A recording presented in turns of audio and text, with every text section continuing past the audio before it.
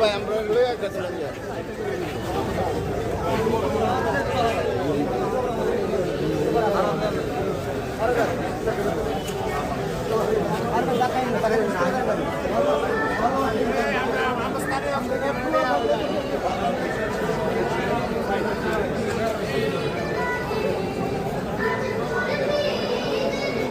पीछे আমরা পিছিয়ে ভাই পিছিয়ে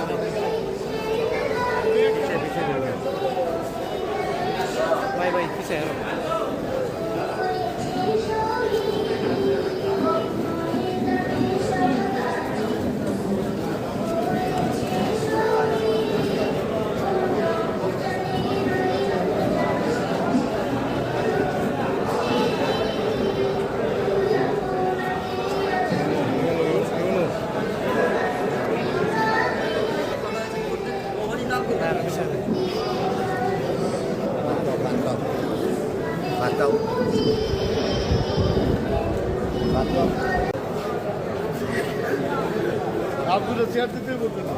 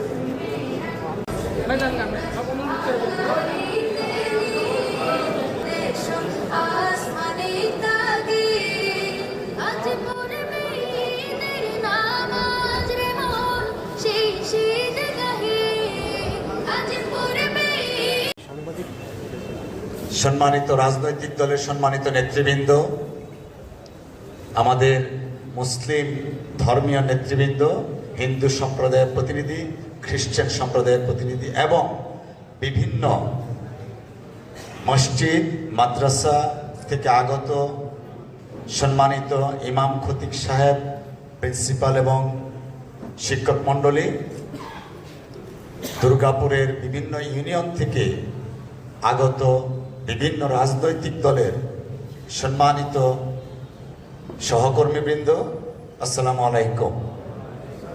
ঈদ মুবারক।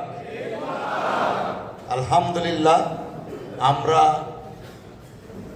30 দিন সিয়াম সাধনার পর আজকের এই পবিত্র এবং ঈদের খুশিতে আমরা সকলেই আপ্লুত।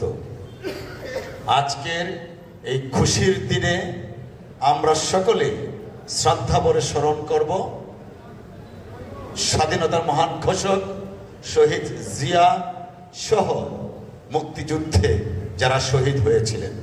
আমরা শ্রদ্ধার সাথে স্মরণ করছি এদেশে সংসদীয় গণতন্ত্র যিনি পুনঃপ্রবর্তন করেছিলেন, ফ্যাসিজম বিরোধী আন্দোলনের যিনি সাহসী নেতৃত্ব ছিলেন প্রয়াত দেশনেত্রী বেগম খালেদা জিয়াকে। সেই সাথে স্মরণ করছি যাদের অবদানে, যাদের আত্মত্যাগ এবং রক্তদানের মাধ্যমে আজকে আমরা এখানে উপস্থিত হতে পেরেছি, সেই সব জুলাই যোদ্ধা, তাদের শহীদদের প্রতি শ্রদ্ধা জানাচ্ছি। পার্টিকুলারলি আমাদের এই দুর্গাপুরের 4 জন শহীদ আছেন, তাদের পরিবারের প্রতি আমরা সমবেদনা জানাচ্ছি এবং শহীদদের প্রতি শ্রদ্ধা জানাচ্ছি। এবং এই জুলাইয়ের যোদ্ধা যারা পঙ্গুত্বে আছেন, অন্ধত্বে আছেন, তাদের প্রতি আমরা সমবেদনা জ্ঞাপন করছি। প্রিয় সুধীবৃন্দ, আমরা আজকে এখানে একটা যে অনুষ্ঠানটা আয়োজন করেছি সেটার একটা উদ্দেশ্য আছে। আমরা যখন নির্বাচনে মানুষের দাঁড়ে দাঁড়ে গিয়েছিলাম তখন আমরা একটা কথা বলেছিলাম যে আগামীর দুর্গাপুরকে আমরা এমনভাবে গঠন করতে চাই যেখানে প্রত্যেকটা মানুষের অংশগ্রহণ থাকে, প্রত্যেকটা উৎসবে যেন অংশগ্রহণ থাকে। সেই জন্য আজকে এই ঈদ উৎসবটা আমরা হিন্দু, মুসলমান, খ্রিস্টান সকলেই মিলে সার্বজনীনভাবে আমরা পালন করতে পারছি। মহান আল্লাহ রাব্বুল আলামিনের কাছে শুকরিয়া জ্ঞাপন করছি, আলহামদুলিল্লাহ। প্রিয় বন্ধুরা আমার, দীর্ঘদিন পথ চড়াই উতরাই পেরিয়ে আজকে বাংলাদেশে 12ই ফেব্রুয়ারি জাতীয় সংসদ নির্বাচনের মাধ্যমে দেশে একটি গণতান্ত্রিক সরকার সুপ্রতিষ্ঠিত হয়েছে। রাষ্ট্র কাঠামো আজকে নতুনভাবে নির্মিত হচ্ছে। আপনারা জানেন, মাননীয় প্রধানমন্ত্রী মানবিক বাংলাদেশ গড়ার জন্য কাজ করে যাচ্ছেন। সেই সাথে আপনারা সকলেই মিলে আমরা যেন একটা মানবিক দুর্গাপুর গড়ে তুলতে পারি, সেই জন্য আমরা সম্মিলিতভাবে কাজ করবো ইনশাআল্লাহ।